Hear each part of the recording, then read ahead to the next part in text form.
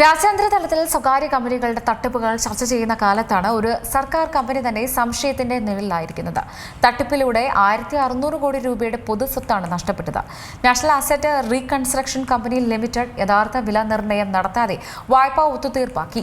സർക്കാർ സംവിധാനത്തിൽ വായ്പ ഒത്തുതീർപ്പാക്കാൻ ലേലം പതിവാണ്. എന്നാൽ ഈ സർക്കാർ കമ്പനി ലേലം വിളിക്കാനുള്ള യാതൊരു ശ്രമവും നടത്തിയില്ലെന്നത് മാത്രമല്ല, ഇതിലൂടെ വലിയ തോതിൽ പൊതുസ്വത്ത് നഷ്ടപ്പെടുത്തുകയും ചെയ്തു. ബാങ്കുകളിൽ നിന്ന് വായ്പയെടുത്ത് അത് തിരിച്ചടയ്ക്കാതിരിക്കുന്ന സംഭവത്തിൽ മറ്റൊരു കമ്പനി കൂടെ ഉൾപ്പെട്ടിട്ടുണ്ട്. ആക്സിൻ ഗ്ലോബൽ പ്രൈവറ്റ് ലിമിറ്റഡ്. ആക്സിൻ ഗ്ലോബൽ വിവിധ ബാങ്കുകളുടെ കൂട്ടായ്മയിൽ നിന്ന് ആയിരക്കണക്കിന് കോടി രൂപ വായ്പയെടുത്തിരുന്നു.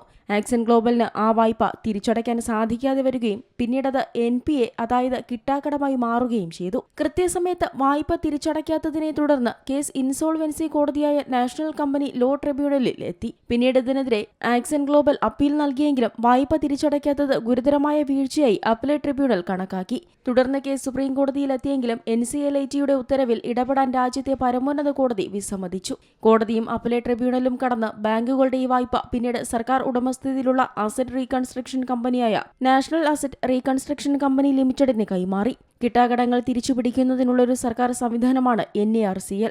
ബാങ്കുകളുടെ വലിയ കിട്ടാക്കടങ്ങൾ തീർപ്പാക്കുന്നതിനായി റെസൊല്യൂഷൻ പ്ലാനുകൾ തയ്യാറാക്കുകയാണ് NARCLന്റെ ദൗത്യം. സി മീഡിയയുടെ കൈവശമുള്ള രേഖകൾ പ്രകാരം NARCLന് 2272 കോടി രൂപയായിരുന്നു തിരിച്ചുപിടിക്കേണ്ടിയിരുന്നത്. കമ്മിറ്റി ഓഫ് ക്രെഡിറ്റേഴ്സിൽ 100% വോട്ടിംഗ് അവകാശവും NARCLനുണ്ടായിരുന്നു. അതായത് വായ്പ നൽകിയ ധനകാര്യ സ്ഥാപനങ്ങളുടെ പൂർണ്ണമായ നിയന്ത്രണം NARCLന്റെ പക്കലായിരുന്നു. അതിനിടെ NARCL വെറും 579 കോടി രൂപയ്ക്ക് ഡിഫോൾട്ടർ കമ്പനിയായ ആക്സിൻ ഗ്ലോബലുമായി വായ്പ ഒത്തുതീർപ്പാക്കി. അതായത് ആക്സിൻ ഗ്ലോബൽ 2172 കോടി രൂപ വായ്പയെടുത്തു. എന്നാൽ വെറും 579 കോടി രൂപ മാത്രം തിരിച്ചടച്ച് ബാധ്യതകളിൽ നിന്ന് പൂർണ്ണമായി ഒഴിവായി. ഈ രീതിയിലൂടെ ഈ സർക്കാർ കമ്പനി പൊതുസ്വത്തിൽ നിന്ന് 1600 കോടി രൂപയുടെ നഷ്ടമാണ് വരുത്തിവെച്ചത്.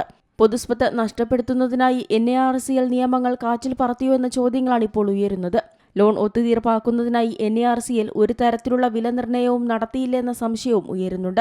NARCL യഥാർത്ഥ വില നിർണ്ണയം നടത്തിയിരുന്നെങ്കിൽ, അതായത് വായ്പ ഒത്തുതീർപ്പാക്കുന്നതിനായി ലേലം വിളിച്ചിരുന്നെങ്കിൽ, ഒരുപക്ഷെ 579 കോടി രൂപയ്ക്ക് പകരം മറ്റേതെങ്കിലും ബിഡർ 1000 കോടിയോ 1500 കോടിയോ രൂപ ലേലം വിളിക്കുമായിരുന്നു. അതായത് ഈ സർക്കാർ കമ്പനി ആർക്കും ലേലം വിളിക്കാനുള്ള അവസരം പോലും നൽകിയില്ല. NARCLന് ഈ പാപ്പരായ കമ്പനിയുമായി എന്തെങ്കിലും രഹസ്യ ഒത്തുകളി ഉണ്ടായിരുന്നു എന്ന ചോദ്യമാണ് അവിടെ ഉയരുന്നത്. ഈ ഒത്തുകളി കാരണമാണോ കിട്ടാക്കടം തിരിച്ചുപിടിക്കുന്നതിനായി യാതൊരുവിധ ലേലവും നടത്താതിരുന്നത്?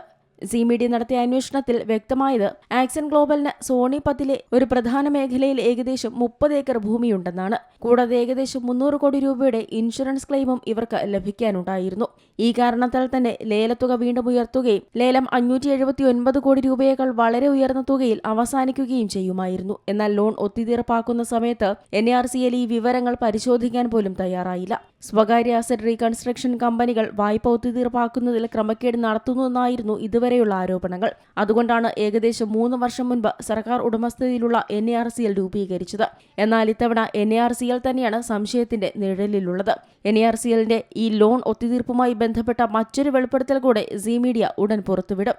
News desk, C Malayalam news. ഏറ്റവും പുതിയ വാർത്തകളും വിശേഷങ്ങളും വിരൽത്തുമ്പിലറിയാൻ സി മലയാളം ന്യൂസ് എല്ലാ ഡിജിറ്റൽ പ്ലാറ്റ്ഫോമുകളിലും ലഭ്യം.